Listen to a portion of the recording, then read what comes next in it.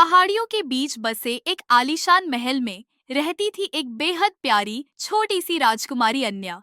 अपनी गुलाबी फ्रॉक और चमचमाते गुलाबी जूतों में वह अपने आसपास हर किसी के चेहरे पर खुशी बिखेर देती थी।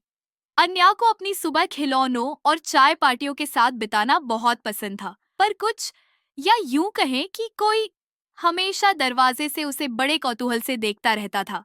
वह था जोजो, एक गोल मटोल नटखट बंदर। खेलकूद के बाद अन्या अपने सफेद टट्टू स्नोड्रॉप पर सवार होकर बागानों में सरपट दौड़ती। हवा में उसका लाल रिबन उड़ता और उसकी खिलखिलाहट चारों ओर गूंजती। जो उसे पेड़ों से बड़ी गौर से देखता रहता था, उसकी नटखट बंदर वाली मुस्कान हमेशा उसके चेहरे पर होती थी। अन्या को बेकिंग भी बहुत पसंद थी।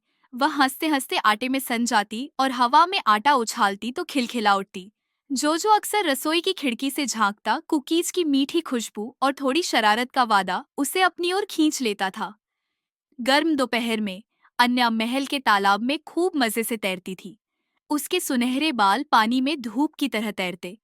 पास ही जोजो भी किसी शाही शख्सियत की तरह तौलिए पर आराम करता रहता था, पंजे में केले की स्मूदी, आंखों पर चश्मा लगाए और हमेशा अन्य को देखता हुआ। हर शाम अन्य अपने दोस्तों के साथ खेलने के लिए बगीचे की ओर दौड़ पड़ती। चेरी ब्लॉसम के पेड़ों और सुनहरे आकाश के नीचे वह खूब घूमती और खिलखिलाती थी। पर एक दिन जैसे ही सूरज ढलने लगा, अन्या की नीली आंखें हैरानी से चौड़ी हो गईं। उसका छोटा सा मुकुट गायब था। वह बेसब्री से उसे ढूंढने लगी। ऊपर पेड़ पर बैठे जोजो की नटखट आंखें सिकुड़ गई। वह समझ गया था कि कुछ गड़बड़ है। खोए हुए मुकुट को ढूंढने के लिए पूरा महल उलट-पुलट हो गया। अन्य, जो हमेशा खुश रहती थी, अपने माता-पिता के साथ उदास मन से चल रही थी। पर जोजो का तो एक अलग ही इरादा था। वह एक खास मिशन पर निकल पड़ा था। अचानक जोजो को वह मिल गया, एक झाड़ी के नीचे चमकता हुआ।